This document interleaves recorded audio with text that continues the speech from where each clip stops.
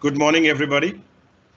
Very happy to have you all with us this Sunday morning on Project No Fever. This is our attempt to fight dengue fever, which is a very difficult to deal disease in this part of the world, especially in this part of India.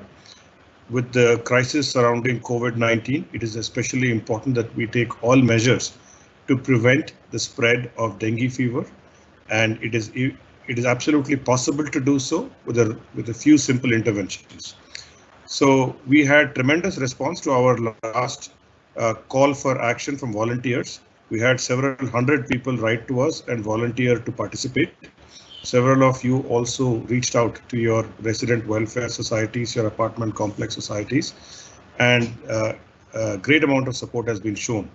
What was very heartening is that there was great interest, and what was unfortunate was that many of the RWA's resident welfare associations said they did not know enough about this disease.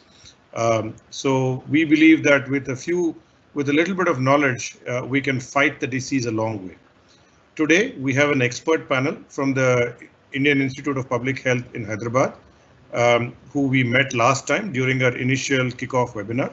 We also have a new guest amongst us, Dr. Bharat Sharma, who runs a non-profit organization aimed at bringing affordable healthcare to people who do not have the means and access to it.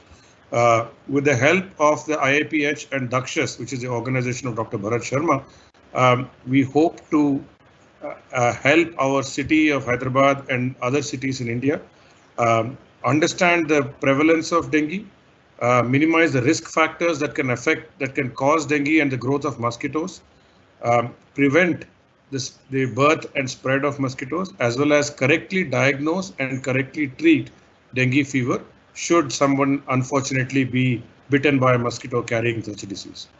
Today, without much ado, what we will be doing is we will be taking you through a master class on what dengue fever is, what this mosquito is, how it spreads, and what are some things that we can do. So Professor GVS Murthy from IIPH and his team will take us through this detail. They will also provide us an initial orientation into what are the activities that we as volunteers and we as members of the community can do to minimize the occurrence and spread of the mosquitoes and dengue fever. Then we will also spend time with Dr. Bharat Sharma, again with all the doctors from the team from IIPH assisting us, understanding the clinical features of dengue fever, how one can recognize this fever and how one can take initial treatment actions.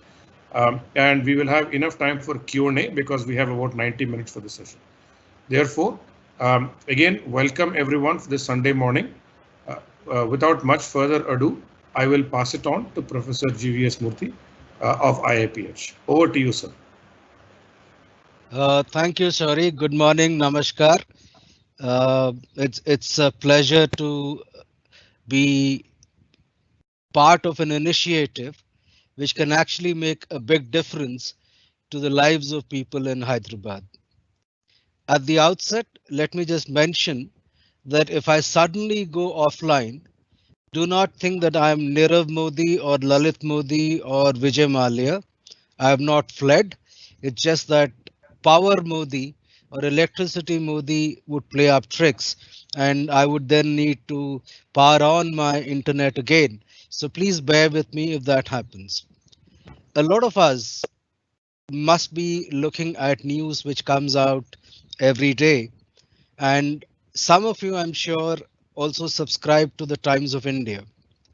And if you look at what Times of India has been doing in the last 15 days, is carrying a column on each resident welfare association on page 2, where it talks about the actions that have been taken by different RWAs in terms of fighting COVID. Unfortunately, it has taken the Ministry of Health at the central level 4 months to issue guidelines on community engagement and resident welfare association roles in relation to COVID-19. It was only yesterday that the government release that guideline. So in a way, we've actually beaten them to it, in the sense that we have been thinking about how the RWAs, supported by a core of volunteers, can actually make a difference. Joshua, next slide. So let me start off with a short clip.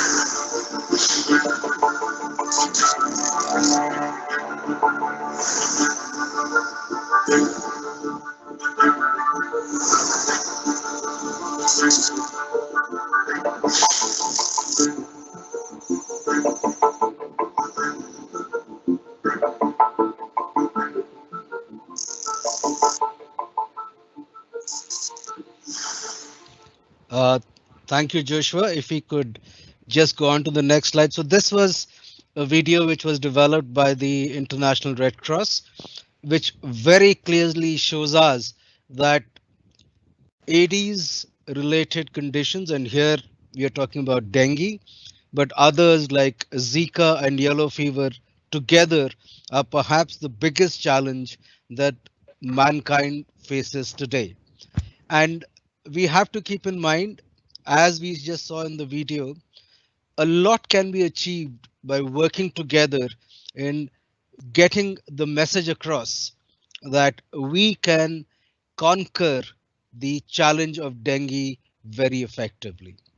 Just to reiterate some of the points from last time, it is a mosquito borne viral disease, and it is the just like we have the queen bee in relation to honeybees.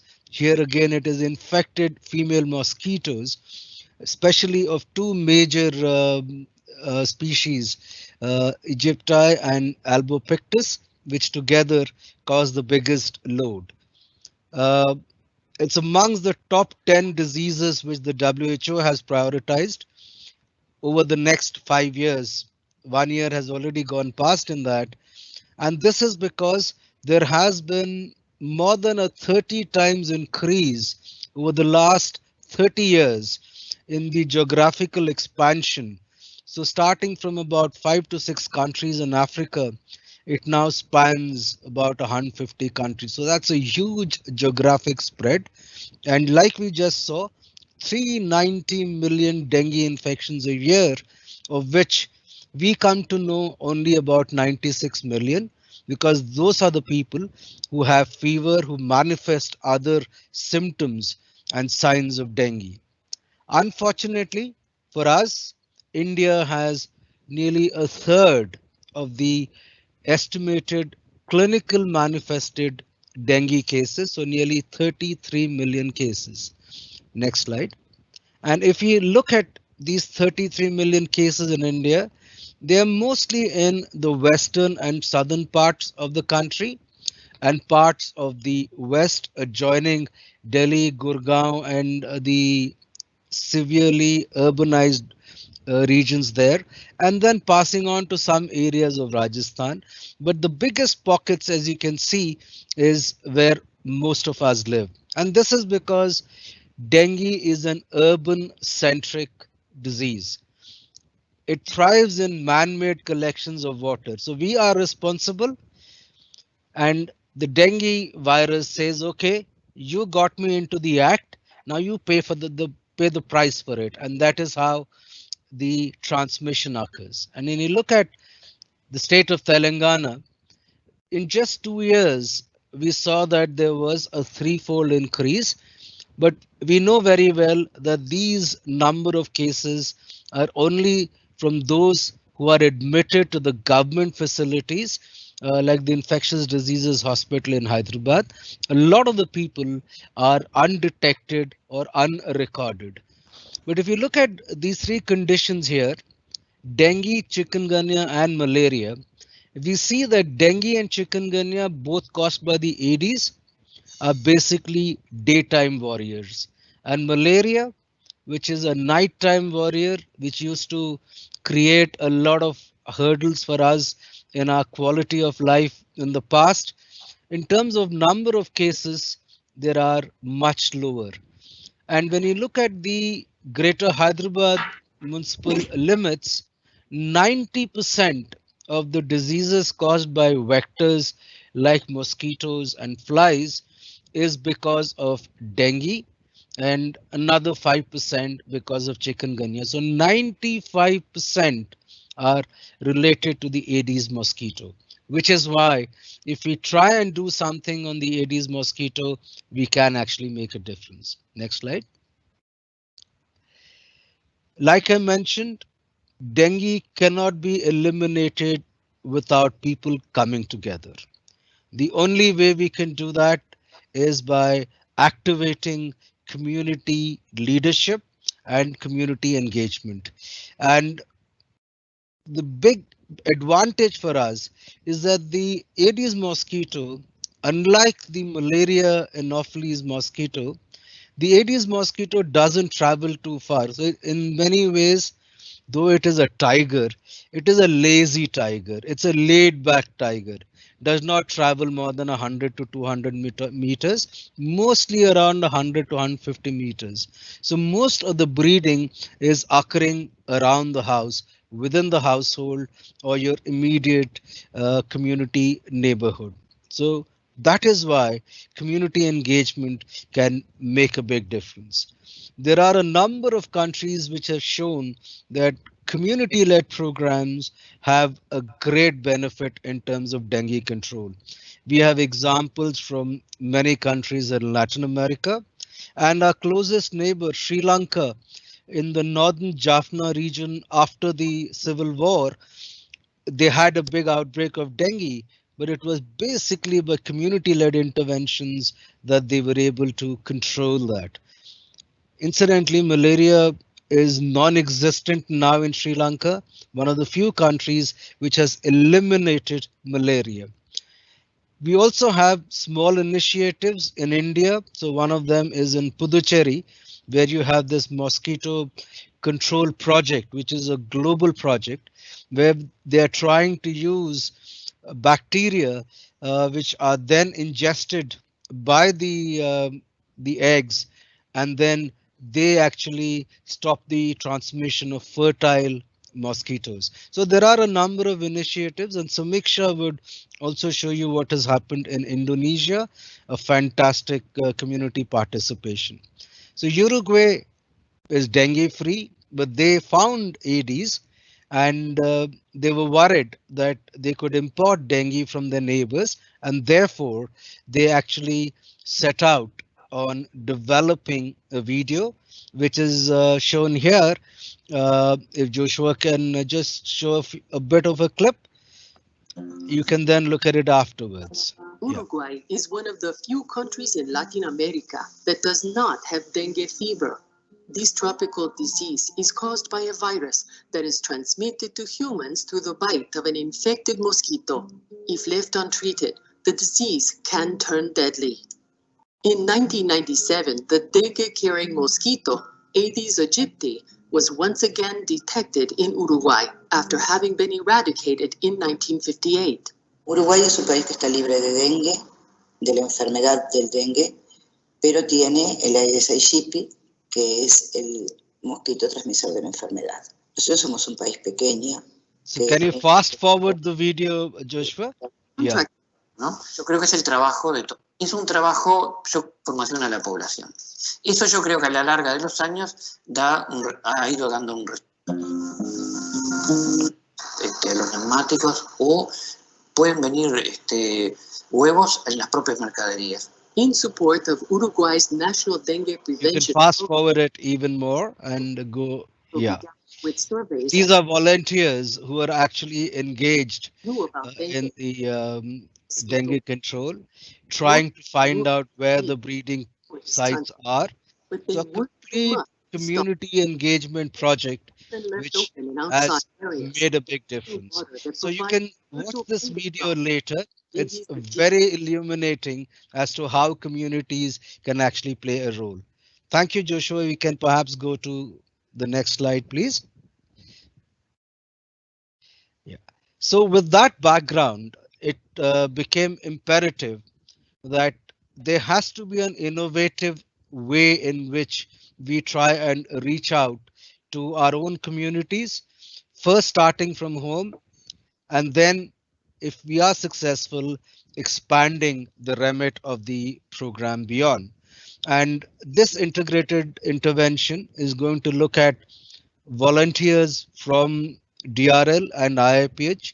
And what has happened in the last few days is to try and geo-track the volunteer base so that we could start with that volunteer base in trying to get through to the communities. Now, this is a 6-month project as a pilot initially, and we are there with you. And we will also partner with GHMC and other NGOs and other stakeholders who may be interested to come forward. Next slide. Obviously, we can't start everything together. So we would start and move in a step-by-step fashion, realizing that each additional increment has geometric benefits. So we'll start with mapping of where the water logging is, try and look at digital communication methods, promote the use of mosquito repellents during the day, using an app to look at cases of fever, and then moving on to window nets being impregnated with insecticides. There are sugar baits, which are very attractive to the Aedes because for each blood meal, when it rests, then before it goes again, it is attracted, it needs sugar, it needs that carbohydrate, and we can actually make a difference.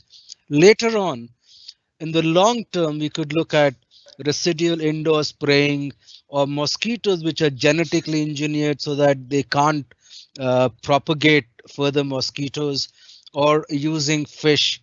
Ultimately, a dengue vaccine. There has been an effort at a vaccine, but at the moment it is not very successful because there are 4 different strains and one strain does not give you cross protection from the other strain. Next slide, please. So our strategy is going to be that we'll have a think tank, the advisory group, and this advisory group would depend completely on all of you.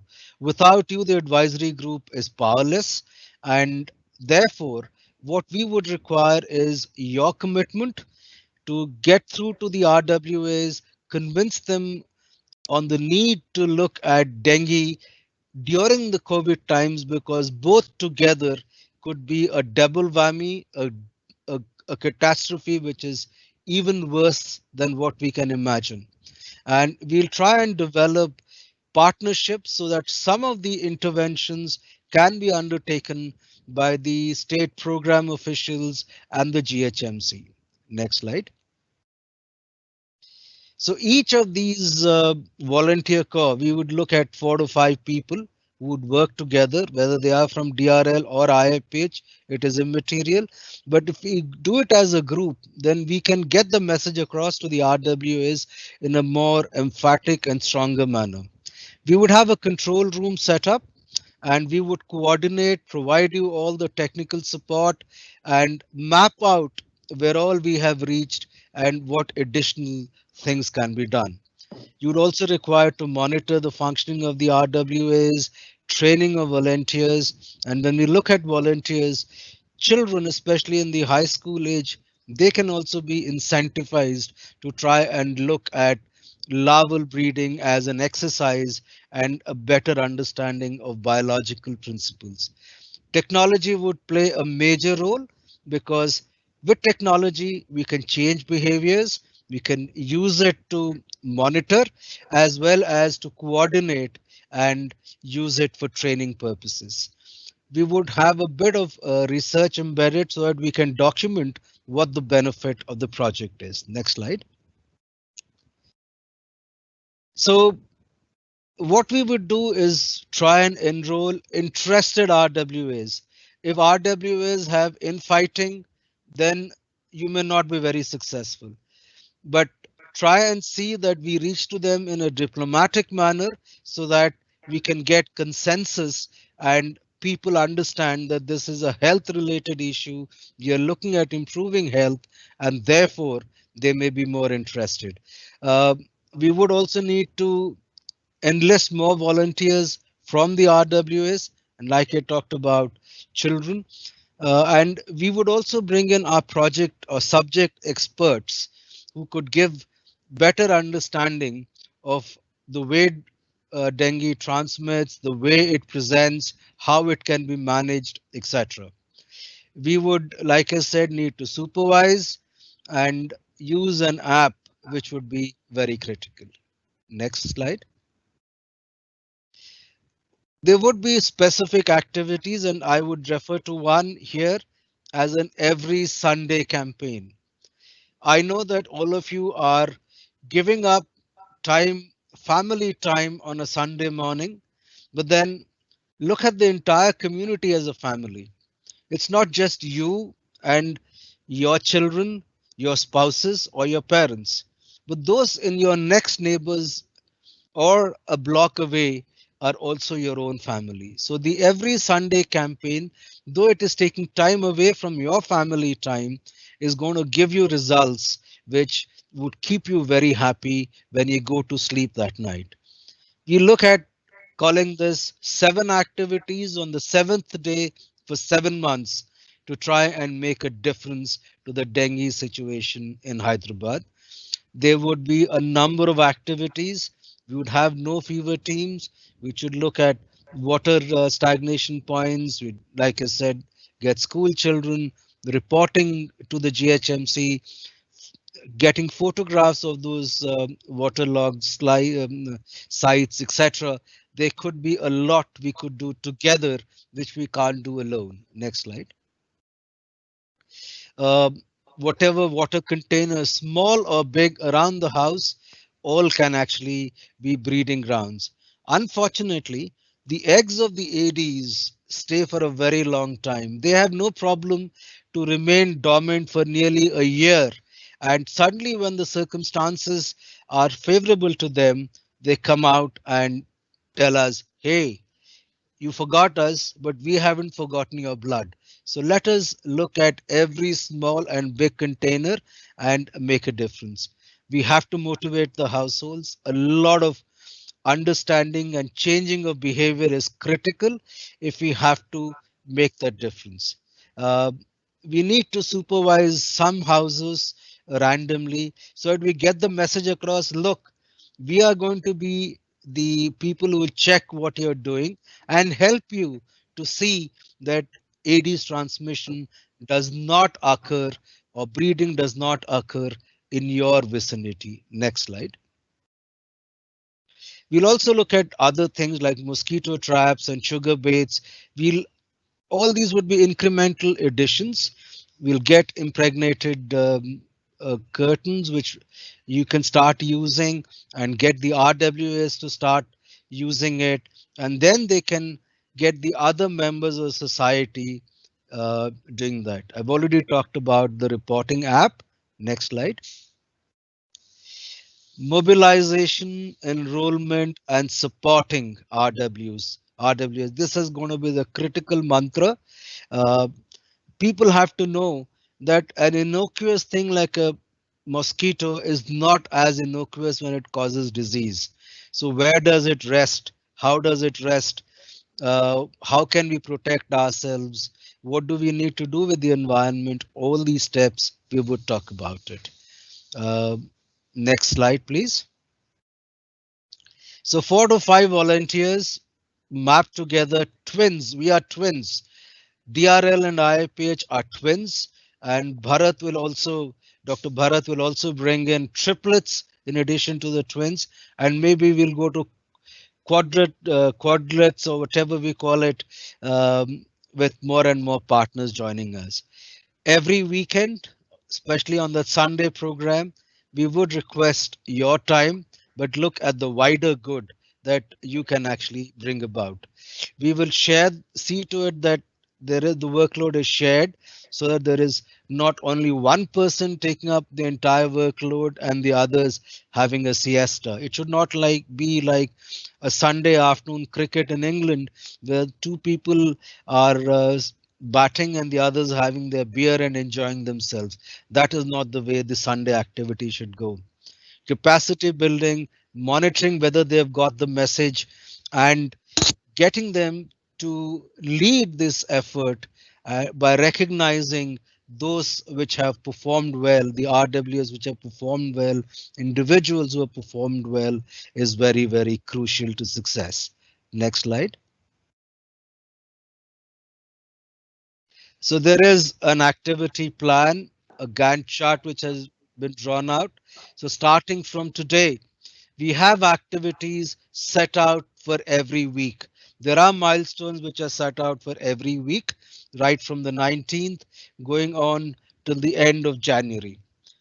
This is tomorrow we'll be celebrating Bonalu. So let us think that this is our gift to the goddess, our Bonalu to the goddess, that we'll rid Hyderabad of dengue over the next 6 months. By the time we have Mahatma Ji's death anniversary being remembered next year on the 30th of January, let us sound the death knell for the Aedes mosquito and dengue in Hyderabad. Next slide. I think that is the last. Thank you so much. I look forward to your support. We can't do much individually, excepting perhaps applying a personal prophylaxis cream. But together we can change the world. So let us start with changing Hyderabad through small efforts at the local RWA level. Thank you very much and look forward to your support. Over to you, Shari.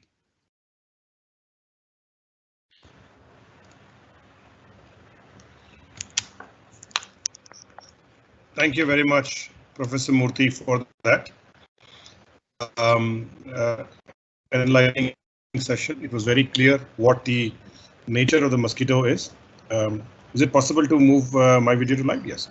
It is very helpful to know what the nature of the mosquito is, where it resides, where it spreads, and how it remains for almost a year in the form of its eggs, even if we do not pay attention to it. Therefore, it is very important that we take all the necessary measures to prevent the growth of this mosquito. The next section, Joshua, please let us know the next session will be by Professor Rajan, I guess. Yes, Shauri. Yes, Shauri. So Professor Rajan, over to you for the next part of it as to what exactly we intend to do in the next few months. Thank you. Thank you, Shauri. And thank you, Professor Murthy, for emphasizing on the need for addressing a community-based, community-driven dengue effort in the COVID times, and also laying out the plan. Next slide, please. So what I will be doing is we have a motivated group, but for motivated group to act, information is necessary, resources are necessary. So first I will be talking about information, and then Samiksha, I and Bharat will be talking about the information, and then Samiksha would be coming with the resources later on. And I think the whole idea is to arm you when you go out to your RWAs, when you talk to other people, you should be armed with information and resources to motivate them and drive the community, lead the community into this effort. So to start with some facts about dengue, as Professor Murthy said, dengue is caused by flavivirus, dengue virus, and it has 4 strains, 1, 2, 3, 4. And one strain infection does not protect you from, does not give you cross protection for other strains, and that's why it is important that we don't take it lightly. In fact, subsequent infection can be more dangerous. I'll come to that. While many dengue DNV infections are either asymptomatic or mild, but some can cause flu-like illness, which is also called as dengue fever or breakbone fever. And in some cases, you can develop severe dengue, which is dengue hemorrhagic fever or dengue shock. And it can be associated with severe bleeding, organ impairment, or plasma leakage. And if these are not managed properly, the risk of death is very high. The risk of severe dengue is higher with subsequent infection. So once you have first one strain infection and then you have following infection with other strains, the risk of severe dengue is much higher. And it is important to remember that 90% of those who require hospitalization are children below 5 years of age. Next slide, please. So coming to the mosquito, I mean, a small buzzing, irritating animal, insect. Doesn't all of us think about it like this? But look at these statistics here. I'm comparing it with sharks, lions, elephants, hippopotamus, snakes, dogs, flies, and human. Mosquito beats all of us in terms of number of people it kills every year. Okay, even us, we are the second in the list. And mosquitoes are a very old genus. Mosquitoes are as old as the dinosaurs, so they existed around 250 years back and have adapted over the period of time. There are around 3,000 species of mosquitoes in the world, of which about 400 species are in India. And of this 3,000 species, around 200 species are the ones which actually bite humans. So most of the mosquitoes don't prefer to bite human, but there are 200 of them around which are responsible for that 7,25,000 deaths every year, which is, remember, which is more than the COVID-19 deaths until now. We are nearing a 6 lakh mark. As Professor Murthy said, dawn and dusk are the time when most species are active. Next slide, please. Coming specific to the Aedes mosquito, as the female Aedes, which is responsible for transmission of disease, and because it needs human blood, and this blood is used to get proteins and iron, which is required for development of its egg and for its regular metabolism. Remember, male does not feed on blood, so the males don't bite. Female mosquito feeds every 3 to 4 days, and it can feed up to 3 times its weight. So it's a very greedy insect. And if it doesn't get blood, enough blood, then it can continue biting all along the day also. As Professor Murthy said, short range of flight. So I'll not go into that. But after feeding, Aedes mosquitoes lays its egg every 3 to 4 days in different containers, ensuring that some of its offspring will survive predators, making the mosquito more difficult to control. And the whole strategy is it lays eggs just above the water point, and when the water level rises during rainy seasons, during flooding, when you water your plants, then these eggs start hatching. So when they get favorable environment, they start hatching. Otherwise, if the environment is not favorable, they can survive for almost a year and hatch whenever the environment is favorable.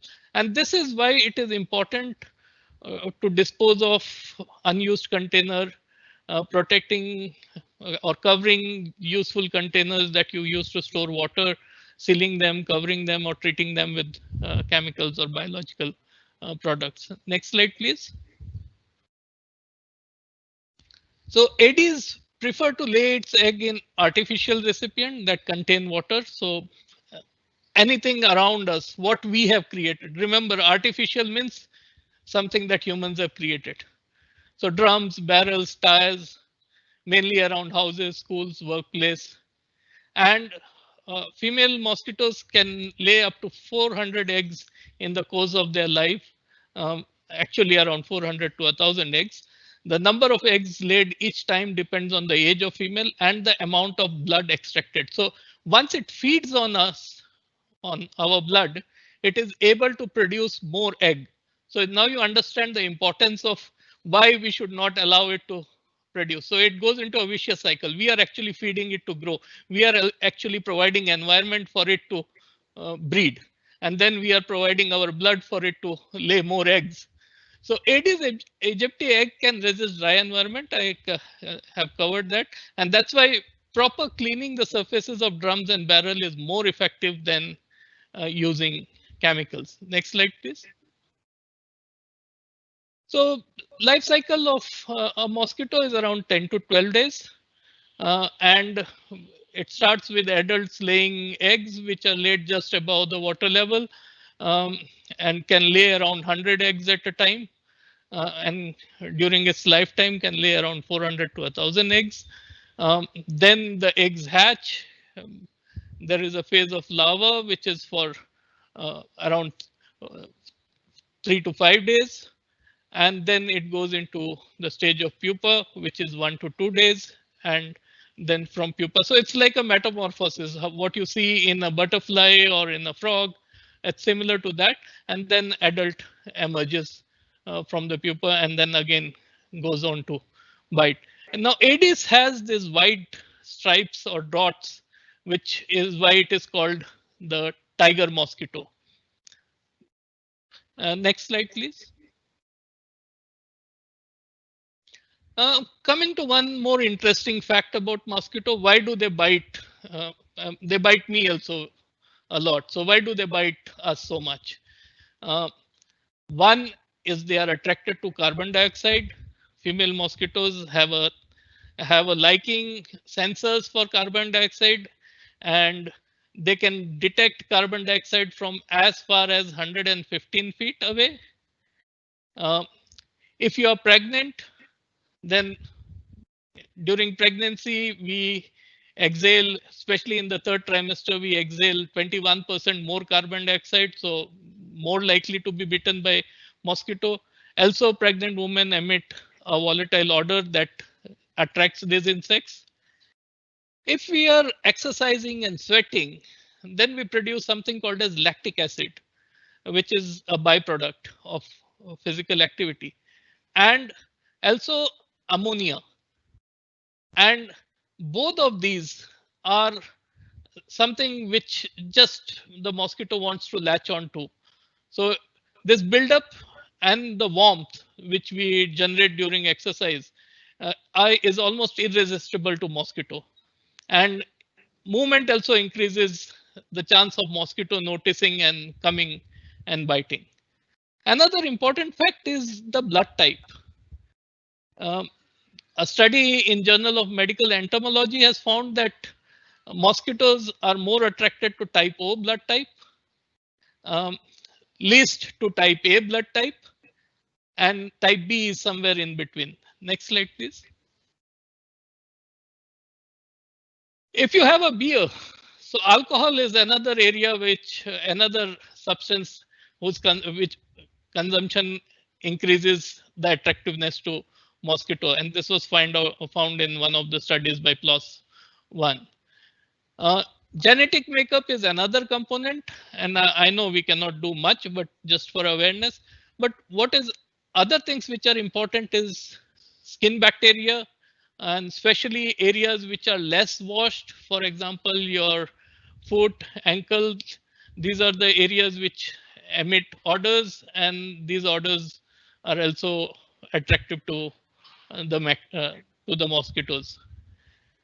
Clothing is another component which is seen to attract mosquitoes, especially if it is dark, bright colors which are used. Light colors, they are indifferent to. It is not that light colors prevent mosquito bite, but mosquitoes are indifferent to light colors. They are attracted to dark, bright color. And now, why is all this information necessary? So once you are aware of these situations, in these situations, you have to take additional precautions. And people who have these situations, especially pregnant women, um, type O blood type, if you are going for a party, please wear light clothes, covered long sleeves clothing and pants. Use a mosquito repellent. If children are sleeping during daytime, use mosquito nets or mosquito repellent. And these things are important. So just an understanding why mosquito gets attracted to us, why uh, is will help us change our behavior. Next slide, please. So here is a video by WHO on a brief description of dengue fever and the sources. So Joshua, if you can play this. Dengue is a flu-like illness spread by the bite of an Aedes mosquito infected with the dengue virus. The Aedes mosquito can breed even in a small amount of water accumulated in any container-like object. Severe headache, pain behind the eyes, nausea and vomiting, high fever with 2 or more of the following symptoms, severe muscle and joint pain, a rash on the skin,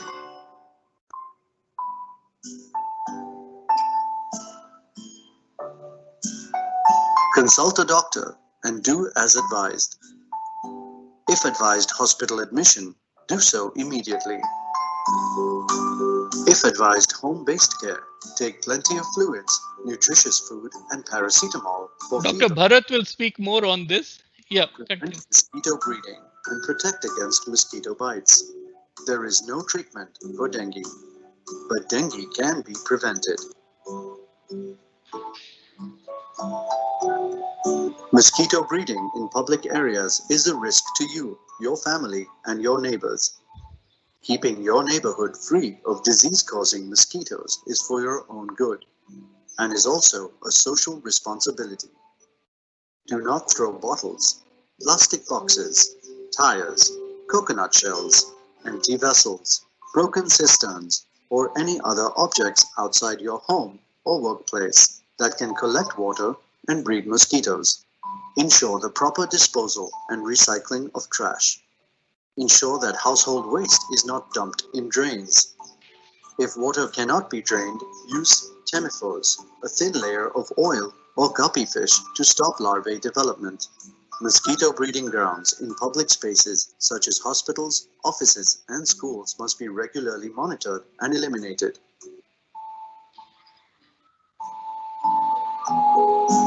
Aedes mosquitoes bite through the day. Biting intensity is highest 2 hours after sunrise and 2 hours before sunset. Apply insect repellent throughout the day. Use household insecticide, aerosol, mosquito coils, and vaporizers. Sleep under a mosquito net even during the day. Use screens on windows and doors to stop mosquitoes from entering. Wear long-sleeved and light-colored clothes. Prevent mosquito breeding in and around your home, your workplace, and even public places. Dengue can and must be prevented.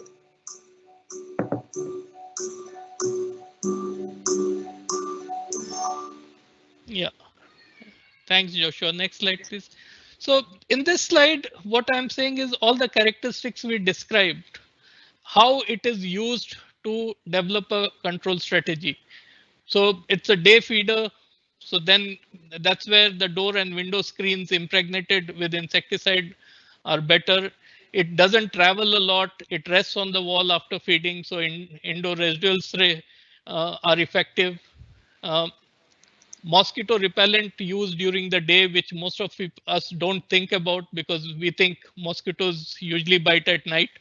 But the dengue mosquito or Aedes mosquito bites during the day. So you, and especially if you're going outdoor, this becomes important. Protecting yourself while sleeping is important. So again, understanding its breeding nature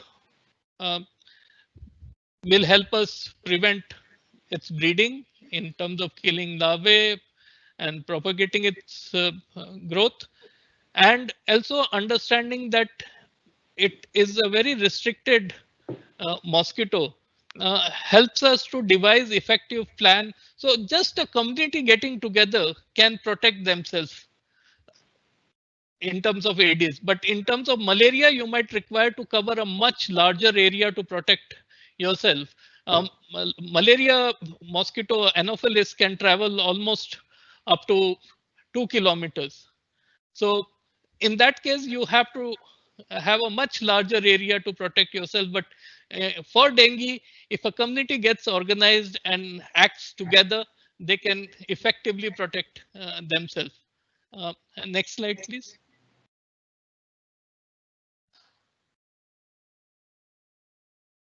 So this is just Ministry of Health's video. दोबारा भरने से पहले इस टंकी को खाली तो कर ले, वरना इसमें डेंगू और चिकुनगुनिया बुखार फैलाने वाले एडिस मच्छर पैदा होंगे। टंकी तो खाली ही है, देख, लेकिन इस नल के नीचे भी तो पानी है और उसी पानी में मच्छर पैदा होंगे। इसलिए हर हफ्ते टंकी पूरी खाली करके सुखा और फिर पानी कर। और ये बात हर उस चीज पर लागू होगी जिसमें पानी भरा है। अगर टंकियां, कूलर खाली करना संभव ना हो तो स्वास्थ्य कर्मी से पूछकर पानी में टेमीफॉस की सही मात्रा डाल सकते हैं, जो मच्छरों के लार्वा का नाश करता है। टेमीफॉस? हाँ, टेमीफॉस ये मिल सकता है पास के स्वास्थ्य केंद्र से। पानी की टंकियों को अच्छी तरह ढककर भी रखें ताकि उनमें मच्छर ना जा सके। दूर रखनी है यदि डेंगू या चिकुनगुनिया जैसी बीमारी, निभानी होगी हम सबको अपनी जिम्मेदारी। Yeah, so that brings to end of my presentation with emphasis on the last video, which is again emphasizing the role of dengue warriors or dengue volunteers. In terms of corona warriors, I prefer to call them as the community volunteers as dengue warriors, and we have to build a team of dengue warriors. Thank you.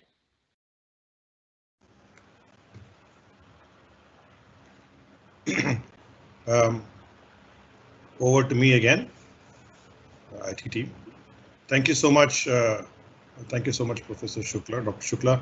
It was very useful information, and what was very clear is that every little amount of water that stagnates is a big risk factor, and our most important action is to do that. While we were listening to your session, we started receiving many questions in the live event Q&A section of this of Microsoft Teams. You may notice that we have several people who several good questions, and some of the experts on this panel have started answering the questions as well.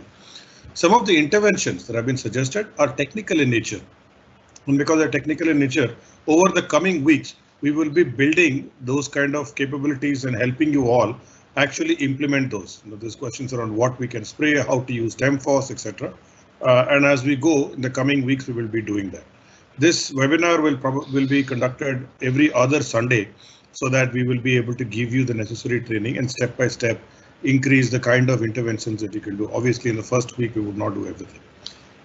With that, I'd like to move over to Dr. Bharat Sharma, who runs a healthcare organization called Dakshas and has done incredible work in the area of making complex healthcare and expensive and advanced healthcare affordably available to people from all walks of life, especially the marginalized communities in and around Hyderabad, where it is difficult for them to get access to such healthcare. Bharat is part of this team in Project No Fever, helping us diagnose clinical protocols for design clinical protocols for diagnosis and treatment. So over to you, Dr. Bharat, so that you can teach us how dengue can be identified in the first place. Thank you so much. Good morning. This is Bharat Sharma. As mentioned, I'm part of an NGO called Dakshas, and we try to make healthcare more affordable to people. And that's becoming a bigger challenge each passing day because the demand for healthcare is going up. And as we have observed over the last 4 years, the first step to healthcare delivery is not to get sick. So let's see how we can manage dengue and COVID-19 together. If we can go to the next slide.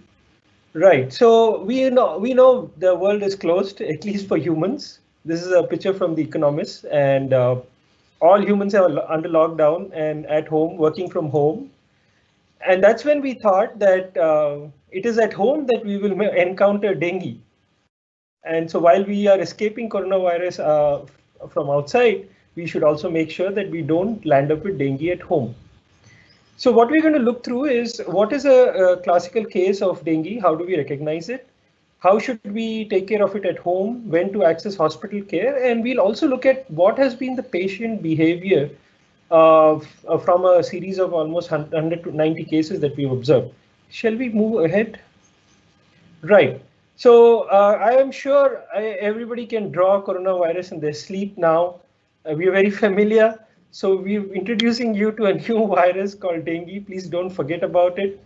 And why is it especially important now? Because they can have very similar symptoms. So it is very confusing to find out which one is it. There have been reports where both of them have occurred at the same time. And the testing strategies are evolving. Especially for coronavirus, some of the tests may not be very reliable. So there may be a lot of confusion in the diagnosis. And that is important because the treatment sometimes for both these problems can be very, very different. So that's why it is important that we prevent and know how to recognize dengue if it occurs. Can we move forward, please? Right. So this has been gone through. But I'll just reiterate 2 points, that there are 4 dengue viruses and you can get dengue fever more than once. And it is the second time that you get it that it is more dangerous. Right, so we can just go, most of this has been covered, we can go forward.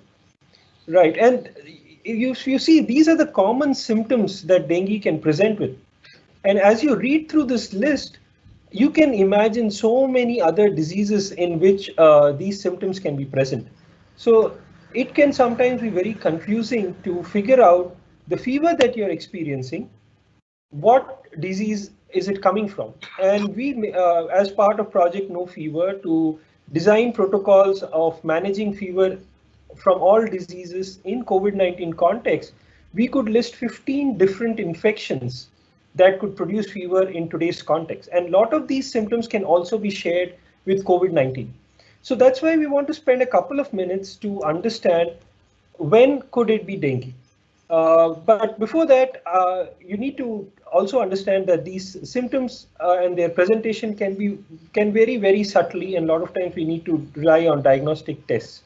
So let's take one symptom at a time. In the next slide, please. Right, so before we get there, we need to know how this fever progresses. So this is a chart from CDC Atlanta, which tells us that suppose you had a mosquito bite that was carrying this virus, maybe in 5 to 7 days, it will start to show symptoms.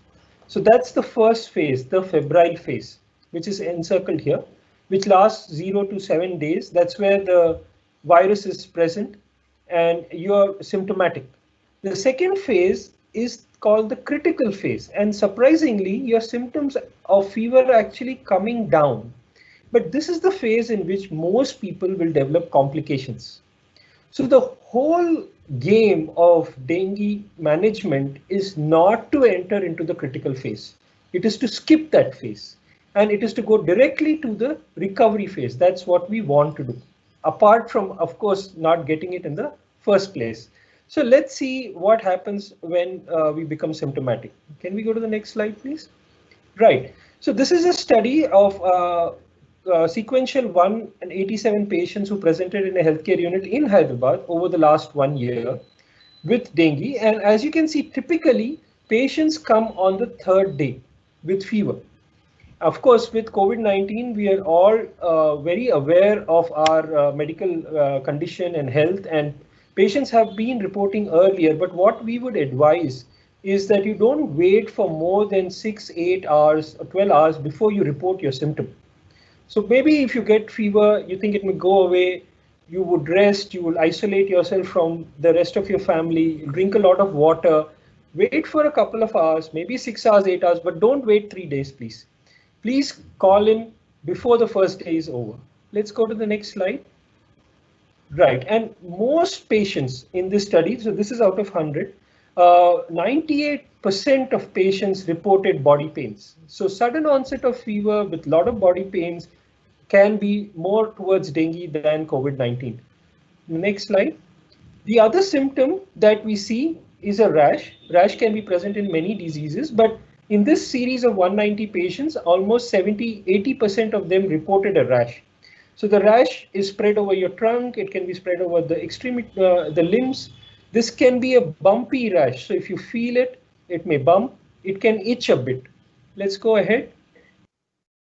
Right, and redness in the eyes is also seen in many patients in dengue. So in this series, we had that in almost 95% of the patients.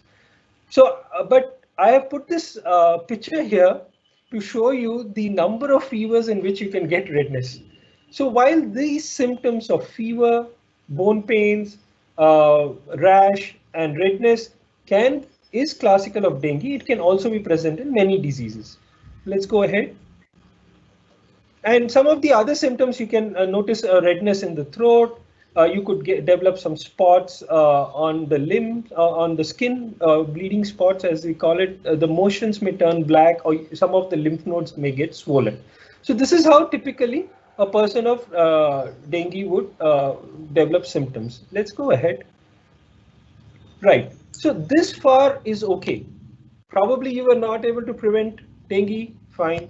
You've got these symptoms, that's fine. But what's not allowed is that you get into the critical phase. So while I listed a lot of points on how to identify the critical phase, I have censored them because I don't want you to have it. I don't want you to go to a hospital with it, and I don't want you to have that treated. So there is only one symptom that you need to remember about the critical phase, which is dehydration. Do not get dehydrated. Make sure during the fever phase you drink lots and lots of water.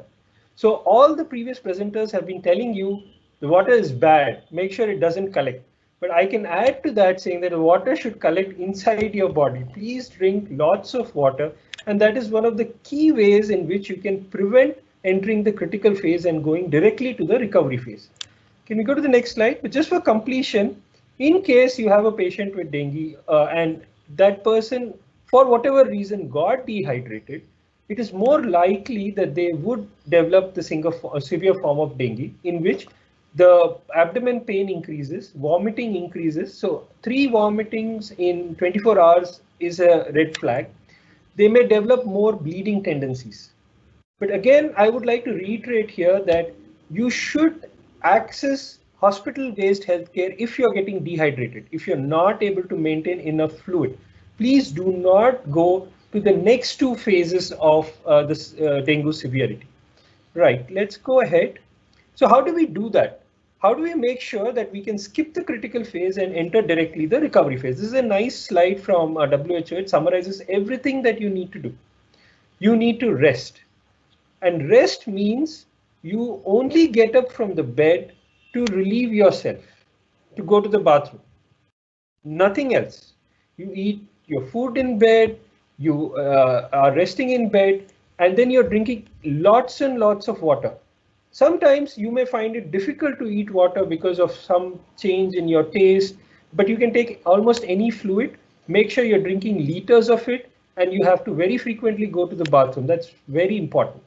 Of course, because now the person may have dengue, they need to also make sure that they use a repellent or they use a mosquito net so other people they are living with don't get dengue. The only tablet that is allowed for dengue fever is paracetamol. Please don't take any other medicines to reduce your fever. For example, diclofenac or ibuprofen, because these can lead to more severe forms of dengue. And you need to learn to recognize the signs as we listed. Let's go to the next slide. Now here, in our current context, where it's more likely that a person will catch COVID-19 rather than the dengue virus, there are a couple of more things that we need to do to modify this protocol for dengue. You need to isolate yourself. So if anybody has developed a symptom, even if you are in the first phase of 6 to 8 hours where you're thinking, is this a fever? Is it because I have not had enough water, because I ran around a lot? Will it go away? But still, please isolate yourself before you make that decision. So probably a repellent, a mosquito repellent is more easy to use. Also, maybe after 8 hours or 12 hours, and if you still have fever, please access healthcare.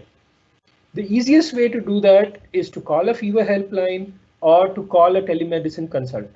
Describe what you're feeling, describe what you're seeing, and you will get the right advice.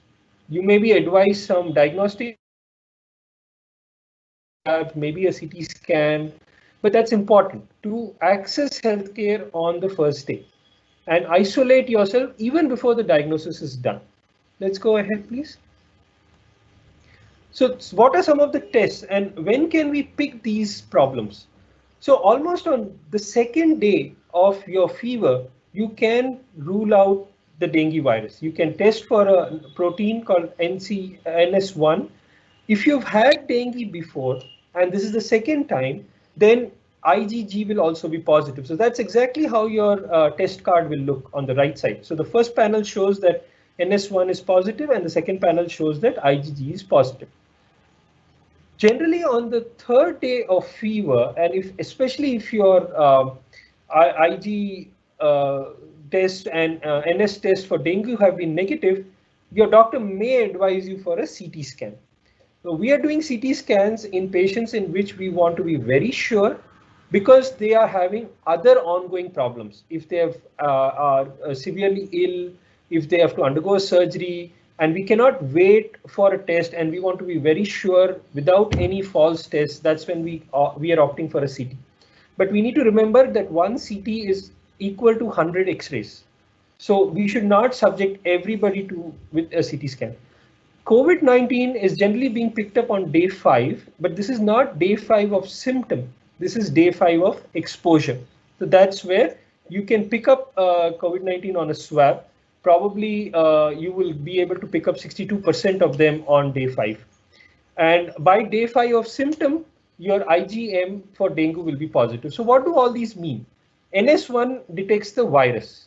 IgG detects a previous infection that you've met this virus earlier. And IgM says that this is the first time you're meeting this kind of virus. So these are the various tests that we now use to differentiate between the two. Let's go to the next slide. Right. Now, in the 190 patients that we followed up for dengue over last year, this is the second most troubling issue. First is not taking adequate water. And the second issue is that almost 29% of these patients took NSAID group of drugs before they came to the hospital. And that should not happen. You should only take paracetamol. Otherwise, the chances of entering a more severe form or the critical phase of dengue increases rapidly. It leads to more bleeding. Let's go ahead, please. Right. So while you're at home, you would also look at close follow-up, be in touch with your doctor, do the test promptly so that you can detect if you're entering a more severe form. Watch for any change in symptoms. So it could even be a decrease in fever, because that when your fever is reducing for the next 48 hours, you have to be very watchful of your condition. If you're not able to maintain a good fluid intake, good water intake, please access healthcare. Of course, change in vitals and bleeding are phases we don't even want to get into or talk about. We need to intervene much earlier. Let's go ahead, please. Yeah, so there are some people who can develop more severe forms of dengue. They're more susceptible, pregnant women, babies, or elderly, or patients who have other conditions or have had an infection in the last 18 months. Let's go ahead. And this is when we advise a hospital in admission. We would advise it for when we think you will enter a severe phase. So if you have other medical conditions, your blood test shows that you may become more critical, or you're not able to maintain oral intake. And of course, once the patient enters the critical phase with abdomen pain increasing or bleeding, that's when we admit them. Let's go to the next slide. So once under admission, what can you expect? We don't have treatment for the virus. We admit generally in the critical phase. We are admitting only to manage the complications. Sometimes at-risk patients who may develop more severe form because they already have a lot of medical conditions are admitted before they develop the critical phase. Let's go ahead. Right, so this is the current scenario. What do we do if we develop fever in the present context? First of all, don't develop fever. That is the easiest way out of this situation. You're staying at home because of COVID-19, but make sure your home is free of dengue by following all these precautions. And the best way is to prevent all this. The second thing I would say is don't wait for fever to come. Plan your response. So identify the helpline you will reach out to. Identify if you get fever, where you're going to get your test done. Identify the doctor whom you're going to contact, the medicines that they may prescribe. If you have a family physician, that is great. Please have a conversation even before you develop a symptom. Identify one or two medical equipment like a pulse oximeter or oxygen concentrator and where you would have access. If you're working at an RWA level, you may consider keeping one of these at least in your community and plan your admission. And a lot of hospitals are now offering an integrated service where they will respond to your first call of fever and see you through the admission. So as a community, through your RWA, please negotiate with the hospitals as a whole, not as individual members. That is what I would advise. Let's go ahead. Right, so that brings us to the end of this presentation. I hope it was worth your time. Thank you.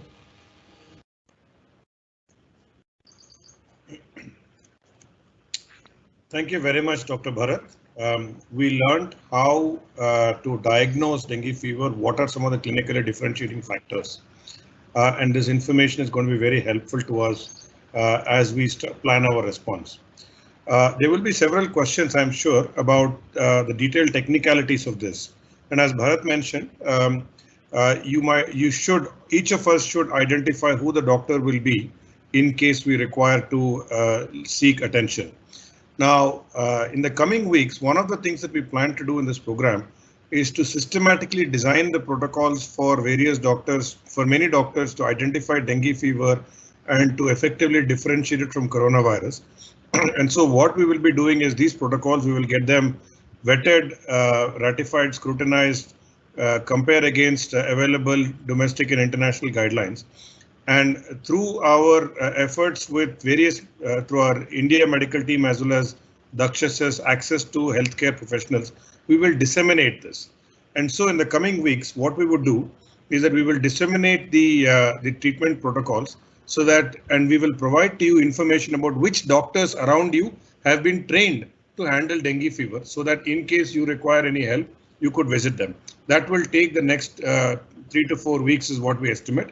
Dr. Samiksha, who's coming up next, will help us with the program plan and who will suggest when the next few interventions will be. So without much further ado, we are 17 minutes away from the end of the session, but we seem to be on track. As you have questions, please continue to post them in the chat box so that we can rapidly respond to them. That way Q&A is happening in parallel with the session. Dr. Samiksha, over to you to tell us how we're going to get started immediately now.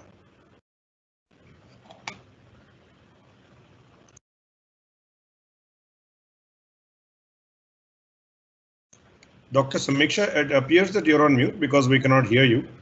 So hopefully whenever you unmute and start speaking, we will transfer the camera over to you. Am I audible now? Yes, it's absolutely.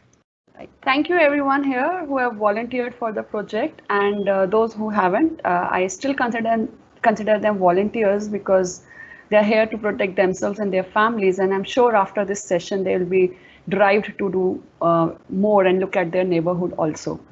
So I will straight away go to the next slide.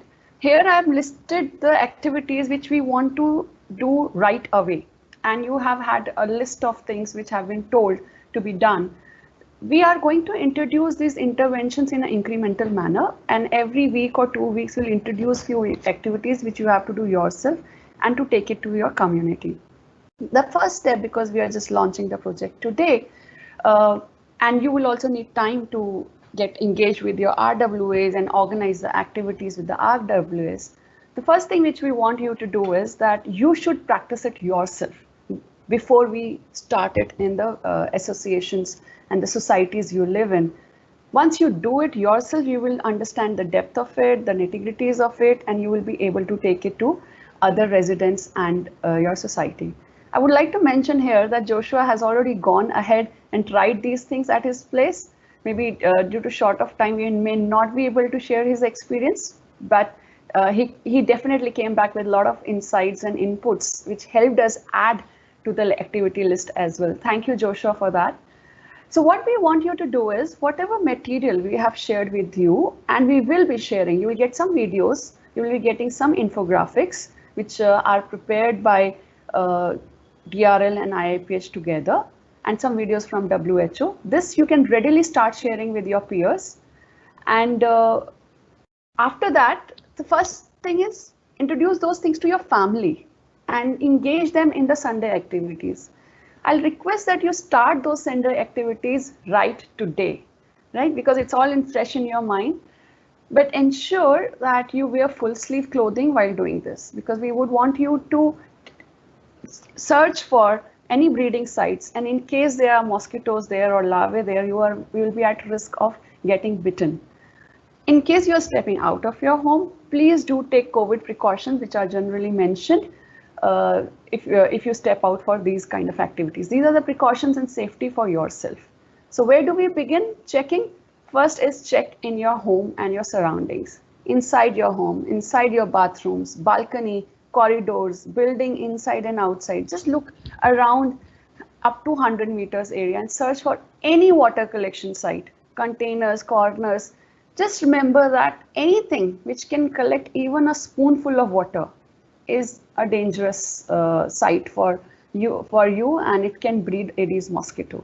So you have to be more vigilant and jasoos in searching for those small things. And I urge that take photographs of all these sites, clean them, dry them, and again take photographs of what action you have taken. The more sites you will be able to observe and share with your peers, the more ideas people may have. Like, I may not think that a spare shoe in my backyard may have water in it and collecting mosquitoes and larvae. So just have this 2 weeks of learning with each other and sharing the information what you have done. Then drain all the water storage containers and dry once a week. You may have some buckets which you always keep them filled.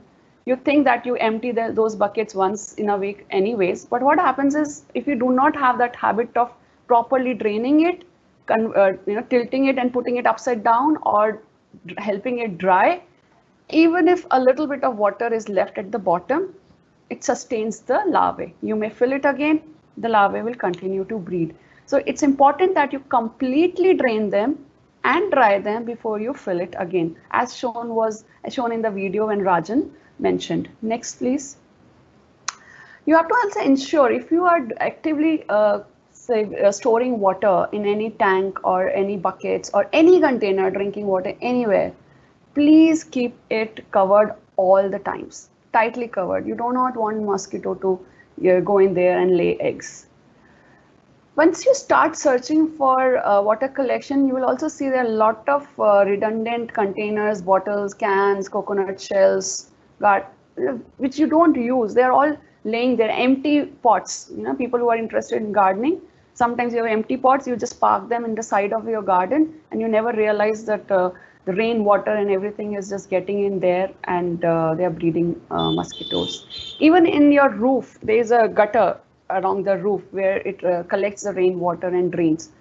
So all those things will collect water. So the things which you do not use and you will not require, please ensure that you throw them periodically. And when you do this activity today, please take all of these things out, either put them in a bag with a closed and close it properly so that no mosquito can go in, or put them in a waste bin in your house or outside your house, which is kept closed. Don't throw them openly in open garbage outside your community or in your residential area, because it will beat the purpose. It's raining time, you may throw your beer bottles outside, but the water may get into it and it will breed mosquito and the mosquito will fly back to your house. So it's a whole practice of how you appropriately throw the waste. Please check that. We have this tendency of just storing all beer bottles and water bottles and slurry bottles for weeks and 10 days and then throw them later. No, just please get into the cycle of disposing them of properly and frequently. You can also prevent the entry of mosquito in your homes. You must have already started noticing the mosquito menace during day. Rainy season is the peak time for dengue to breed faster. It's not that the Aedes to breed faster. It's not that the Aedes does not breed round the year, but it breeds much more and multiplies much more. It lays much more eggs during the rainy season. So ensure that you keep your doors and windows closed during the daytime, or you use window meshes if you have them. Going forwards, we will also give you options of insecticide impregnated curtains, window meshes, or any kind of sprays that even if the mosquito tries to come in when you have doors and windows open, if they sit on the curtain or touch on the curtain, they will be killed because of the insecticide. But that we will introduce later on. For now, for today and next Sunday, we expect you to do these activities, what you can do now without much of resources required.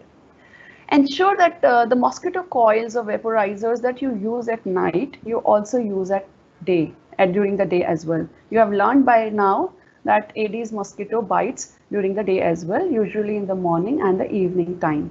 Please ensure that you keep yourself protected during the day as well. When stepping out of the home, it is important that you wear full length clothing, right, and light colored. Please stay protective. And you also have a lot of sprays and lotions which you can apply on your exposed skin and the ends of the clothing, which will repel the mosquitoes when you step out. These sprays and lotions are generally not allowed to apply on the face. So be careful when you use these sprays. Just read the label, whatever the label says, what are the precautions to be taken. Mostly these are safe if you follow the precautions. So this is the list of 7 things I've said. 1 is the awareness and 6 are the activity things which we request you to do.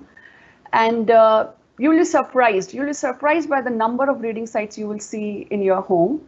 Please share the photographs. We will be sharing the checklist with you by the end of the session in the form of a Word format, or Joshua would have worked on some kind of a internet based or some kind of other portal where we can share this information.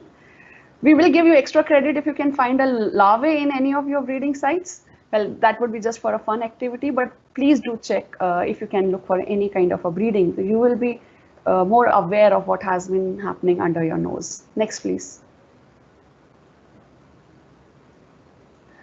Okay, the other activity which we want you to do is, while you do things by yourself in your home and surroundings with your friends, the main task for this project to go further is to engage and enroll the RWS. The way the project is planned is the RWS should lead it. Through them, we should identify some volunteers and we should reach out to all the residents in the society so that it becomes a community-led activity. It involves community.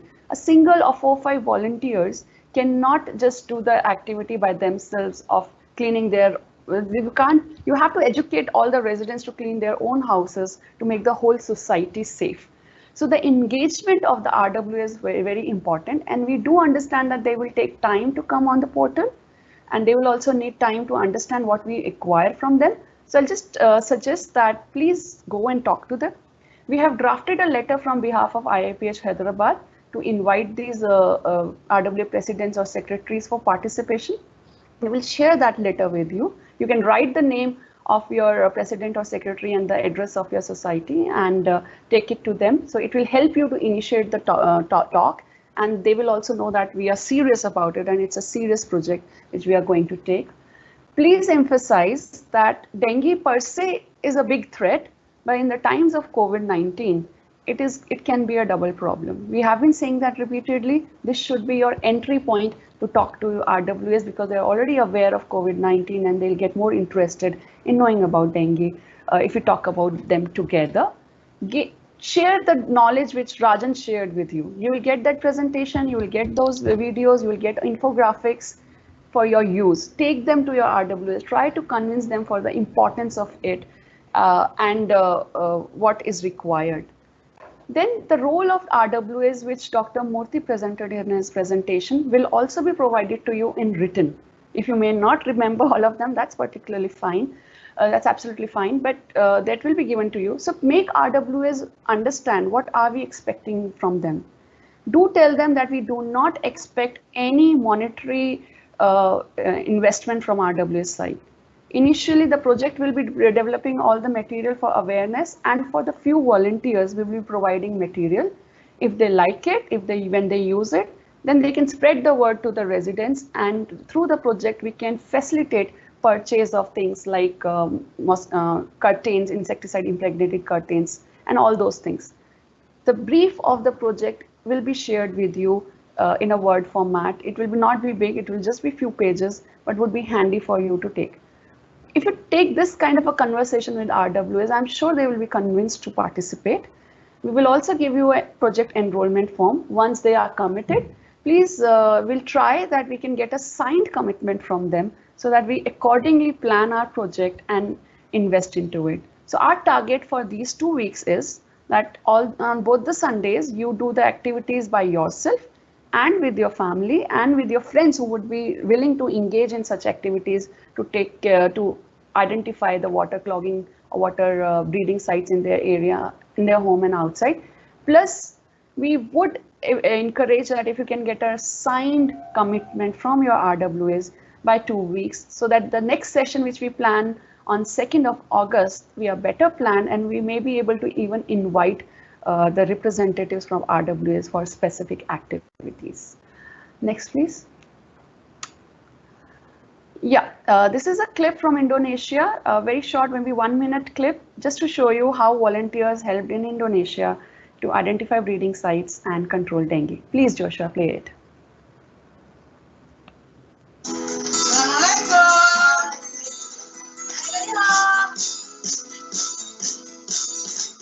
And one of the most significant contributions is the work of Jumantik, or larva inspection volunteers.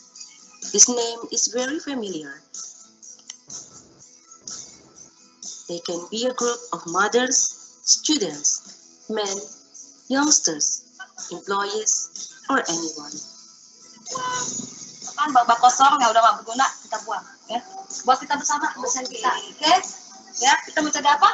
Demam berdarah, ya. Their work mechanism varies from place to place, depending its local arrangement. Although participation in some area is still need to improve, in all cases, these volunteers have been the remarkable troops in the battlefield.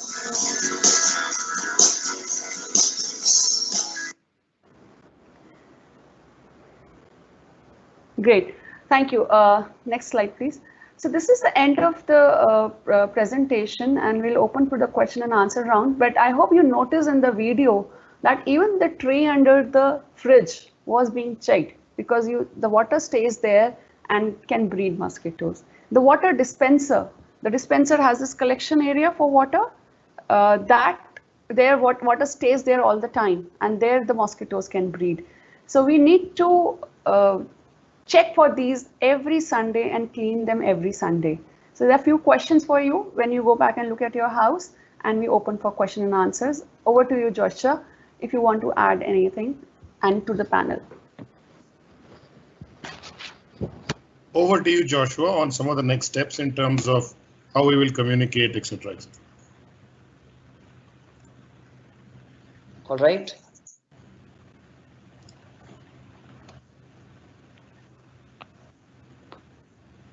All right. Hi.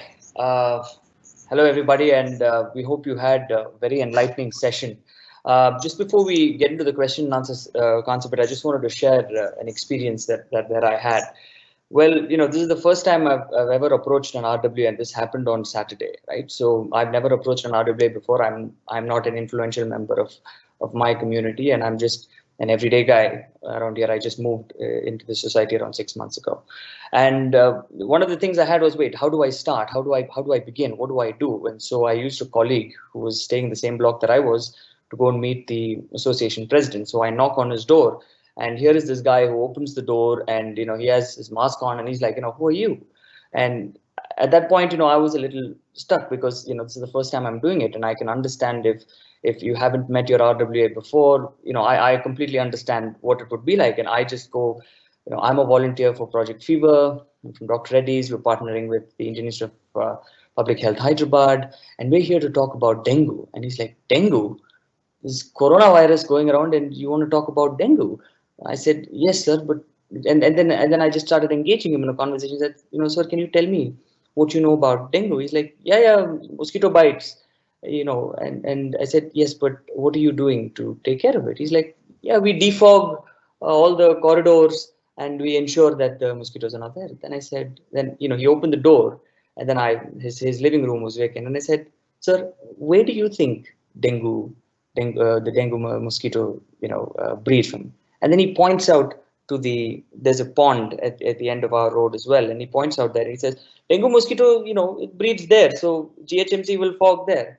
And then I point back right into the vase in his house and say, sir, did you know that dengue mosquito can grow in that vase as well? Dengue mosquitoes can grow in the little collections of the lawns that we have where our kids play. Dengue mosquito is a low radius mosquito. It can travel in really short radii. And therefore, we need to do something about it. And then his next question was, okay, volunteership. Well, how much payment is required? You know, and it immediately sort of just went there. And so that's where the feedback to Dr. Samiksha and the team, you know, came up to. How do we engage them? We need to engage them in a proper manner, and we need to approach them with a toolkit, and we need to approach them, you know, in a formal process whereby they know what we're doing and they want to sign up. So then he said, okay. Do you want to do this for 2 weeks? And then I said, no, this is a 6-month project. And he's like, what? 6 months? Like, yes. So who's going to help you out? I said, well, that's why I'm here. I'm here to ask your support to enlist volunteers from the RWA's perspective who will collaborate with us while we enact and we deploy these measures to ensure the safety of our community. So it is in that context that we propose to do 3 things, right? What we plan to do is we will give you a thorough kit, an information kit that you can read after the meeting. We will share this with you. We were debating on what group to sort of create, because, you know, if we need to share awareness programs with you, you'll need to be able to share it with somebody else. If we have posts to share with you, the first thing you can do is just forward it to your family and your friends. We all have groups. We all can do the most simplest thing before stepping out of our house to share these messages. And we were thinking about what group to do it. So we're currently thinking of using Telegram. We have your numbers. Don't worry about privacy. You can hide your numbers so that privacy is maintained, as well as keeping engagement. So we will, number 1, create a group on Telegram. Number 2, what we will do is we will share this kit, this reading material, where you can read and you can understand whatever was presented so far. You have a ready to go information kit. Number 3, we will share with you visual assets, and we will keep creating this. We have a fantastic CorpCom team that's generating such wonderful visual content, and we will keep sending that to you. And we would like you to, you know, once you get it, to consistently keep sharing and reinforcing these messages. I'm sure with the information mapping exercises that was conducted in Dr. Reddy's, they said that you can remember only around 5-6 things at the same time. And it's important that we keep this loop going. Most of us have all kinds of WhatsApp forwards and WhatsApp messages that come, and one can only hope to think, hey, what if I just keep doing this? So the first thing is communication, right? The second one is engaging your RWAs. So Dr. Samiksha and Professor Murthy and the members of the IIPH have created a formal proposal, which will come in the form of a letter. We will share that with you. And we would like you to approach your RWA.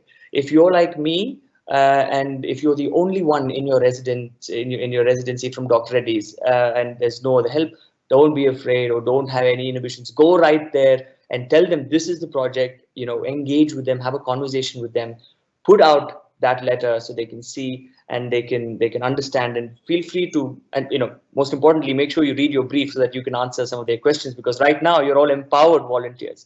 You're equipped with the information you need, you're equipped with the information to prevent, and you're equipped with the drive to do something good for the community. So that's about that.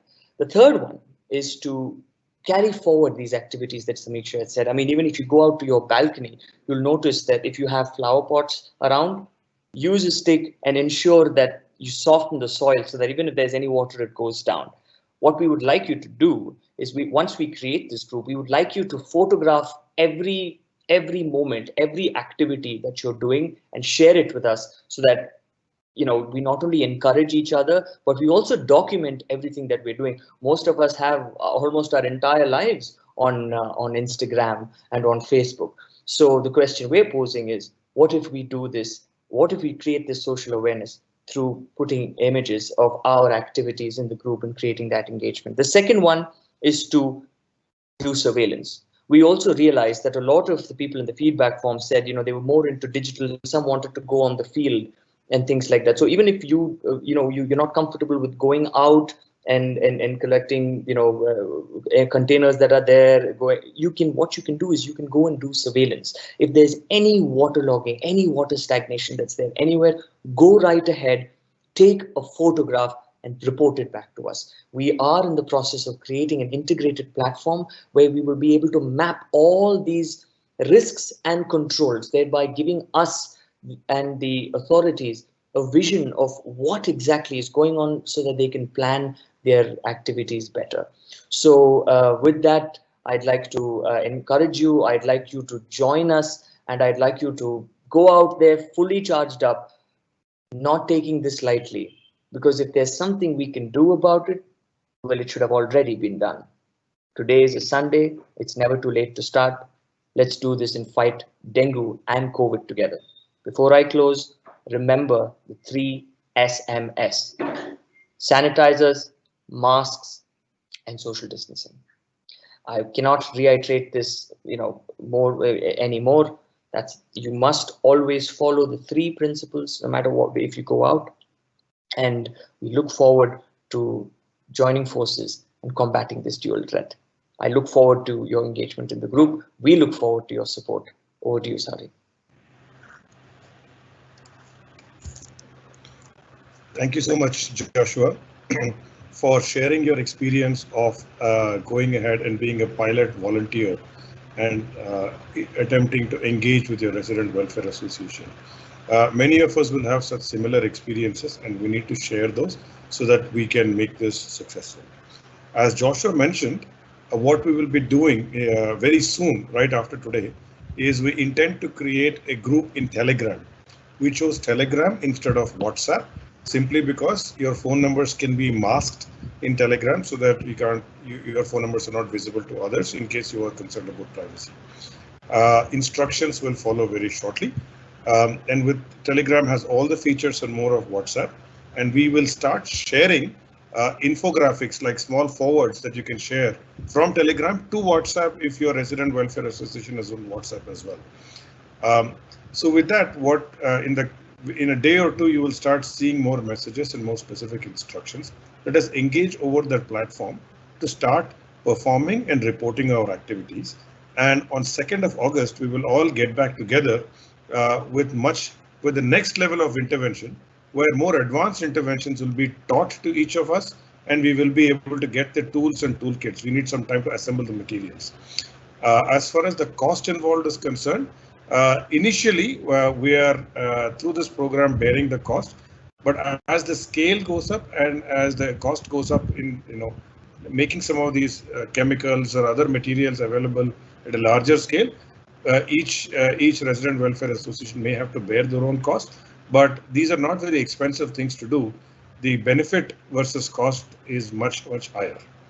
While we do this, there continue to be some questions on the question and answer window. I believe many of them have been answered, and whatever is not yet answered, our expert team is responding. One of the questions that has not yet been answered is how long does a mosquito survive by itself? Perhaps one of our experts can go ahead and answer that. So I hope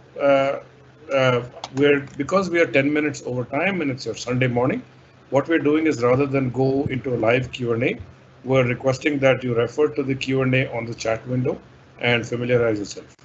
Specifically, as next steps, what will happen is the materials, the PowerPoint presentations, the video links, etc. used in this meeting will be shared to all of you, because especially for everybody who are employees of Dr. Reddy's, you can receive them via email. We will do that immediately by later today. Second, we will create a group in Telegram so that, and we request each of you to download the application Telegram, Telegram, from the Android store or the Apple store. And Telegram is very similar to WhatsApp with greater privacy features. Such a group will be created. And once that is created, we will be able to share all the information to you and all the instructions to you. Somebody has asked, where do we share the photographs? Those can be done through Telegram, similar to WhatsApp. We will again meet you in 2 weeks in this same session at the same time on 2nd of August, by which time we will have further instructions. But within the next 2 weeks, we request you to deploy all the learnings of today to get started in the fight against dengue. Please engage with your resident welfare association management committees. We will be able to provide these letters specifically addressed to them so that you have more credibility as you engage with them. And if you require any support in speaking with them, we will do that. This session is being recorded and we will also upload it so that we will be able to watch this later, and we will find a way to make it publicly available so that your RWS can watch the session as well. A lot more activity is going to start in the coming weeks. We are hoping to conduct many more info sessions for the larger public outside of just Microsoft Teams and the Dr. Reddy's and IIPH environment. Our intention is to pass the message as widely and broadly as possible. Finally, if some of your friends have not yet joined as volunteers, please tell them that they are welcome to attend these sessions regardless. We will keep these sessions open to everybody, because the more we can share this information, the more people will be empowered to do it on their own. We have over 150 people who have signed up as volunteers, and that is outstanding, and we are very, very glad to see that. But we would like all several thousands of people to take advantage of these sessions that we are conducting so that people can be familiar. With that, I request that we end this session. Unless there are any further comments, Professor Murthy, would you like to add anything else in conclusion? Thank you, Sauri. I think we have covered almost everything that was planned for, but I'd just like to end with something which all of us are very familiar with. So many of us have heard about Bharat matrimony, Telugu matrimony, Hindi matrimony, all of which is one side. So for us, this is mosquito matrimony. So what we are trying to do is see that we don't enter into alliances which do not succeed, and preventing the mosquito into entering into an alliance with the human beings who are in our vicinity. So using mosquito matrimony, we'll attract them to the sugar bait, to the impregnated nets, and trap them so that the silent assassin can be controlled without harming any human beings. That's what I just wanted to say in the end, Sauri. Thank you, Professor Murthy. I would like to do one last thing. As we conclude this session, I wanted to give a lot of thanks to the people who have worked behind the scenes to conduct this session and to bring it forward. First and foremost, Joshua Matthew, who has a full-time job in IPDO in devices and packaging, has volunteered his time, and is probably volunteering twice his time for this. So thank you very much, Joshua, for all of the work that you are doing and all the work that you will be doing. Also would like to thank Dr. Karunakar Reddy from GG India, who's been a very valuable advisor to us and is helping us make these sessions productive and constructive. And the IT team, Srivali and team from the IT help desk who are here every Saturday morning, every Sunday morning to make these video sessions, multiple sessions before this to ensure connectivity goes smoothly. The GG India team, Yatish, Rohit, etc. for driving participation, and we know your involvement will become even more critical in the coming days as we start engaging with doctors. And of course, the team from IIPH and the team from Dakshas, thank you so much. I may have missed others, but this is an opportunity for us all to do the right thing. So please come forward, please participate. Even if you cannot offer time to volunteer, please do the needful just around your own home, because just like coronavirus, if your home is dengue free, then the mosquitoes cannot pick up dengue from one person and transmit it to another person. So exactly like coronavirus, if we keep ourselves free, others also will be free. Many thanks for all your attention, and we will see you again in 2 weeks here. Have a nice Sunday. Thank you so much.